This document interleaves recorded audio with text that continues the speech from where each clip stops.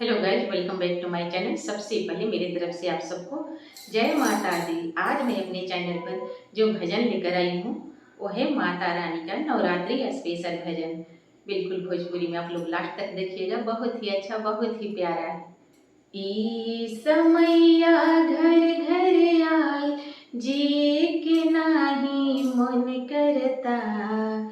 ई समैया घर घर आए जिए के नाही मन करता। ए मैया हमरा के आपन बना ली। ए मैया हमरा के आपन बना ली। अरे ए मैया हमरा के आपन बना ली। रौरे चरनिया में मन पड़ता। ए मैया हमरा के आपन बना ली। रौरे चरनिया पसंद पड़ता। ई समैया घर घर आए, कैसन समैया घर घर आए जिए के नाही मन करता। ए मैया हमरा के आपन बना ली। रौरे चरनिया पसंद पड़ता। ए मैया हमरो के आपन बना ली। रौरे चरनिया पसंद पड़ता। अरे ए मैया हमरा के आपन बना ली। रौरे चरनिया पसंद पड़ता। लाल लाल उड़हुल के माला बनवनी। लाल लाल उड़हुल के माला बना। माला पहनावे के मन करता। माला पहनावे के मन करता। ए मैया हमरा के आपन बना ली। ए मैया हमरा के आपन बना ली। रौरे चरनिया पसंद पड़ता। ए मैया हमरा के आपन बना ली। रौरे चरनिया पसंद पड़ता। झांझर गिरुआ गंगा जल पानी। झांझर गिरुआ गंगा जल पानी। चरना धोवे के मन करता। चरना धोवे के मन करता। ए मैया हमरा के आपन बना ली। ए मैया हमरा के आपन बना ली। रौरे चरनिया पसंद पड़ता। ए मैया हमरा के आपन बना ली। रौरे चरनिया पसंद पड़ता। रौरे चरनिया पसंद पड़ता।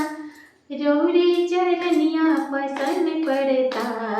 ए मैया हमरा के आपन बना ली। रौरे चरनिया पसंद पड़ता। ए मैया हमरा के आपन बना ली। रौरे सरनिया पसंद पड़ता। कंचन थाली कपूर के बाती। कंचन थाली कपूर के बाती। आरती देखावे के मन करता। अरे आरती देखावे के मन करता। ए मैया हमरा के आपन बना ली। ए मैया हमरा के आपन बना ली। रौरे चरनिया पसंद पड़ता। ए मैया हमरा के आपन बना ली। रौरे सरनिया पसंद पड़ता। घर घर जानी, घर घर जाके सखिया बोलवनी। घर घर जाके सखिया बोलवनी। भजन सुनावे के मन करता। भजन सुनावे के मन करता। ए मैया हमरा के आपन बना ली। ए मैया हमरा के आपन बना ली। रौरे सरनिया पसंद पड़ता। ए मैया हमरा के आपन बुला ली। रौरे सरनिया पसंद पड़ता।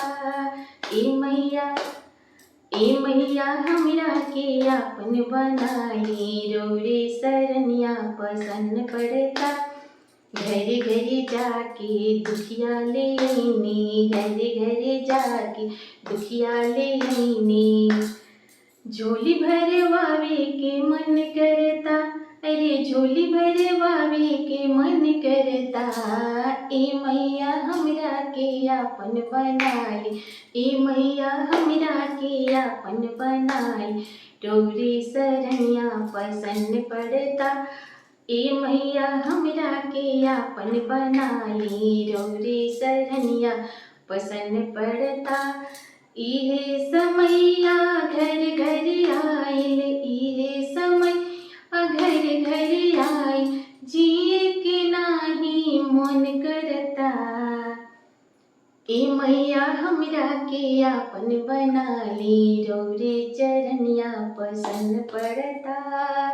अगर मेरा ये भजन आप लोग को अच्छा लगा होगा तो लाइक शेयर सब्सक्राइब जरूर कर दीजिएगा, और अगर नए होंगे तो बेल आइकन को प्रेस कर दीजिएगा ताकि मेरे नए नए वीडियो का नोटिफिकेशन आप लोग के पास तुरंत चला जाए। फिर मिलती हूँ अगले वीडियो में, तब तक मेरे तरफ से आप सबको जय माता दी।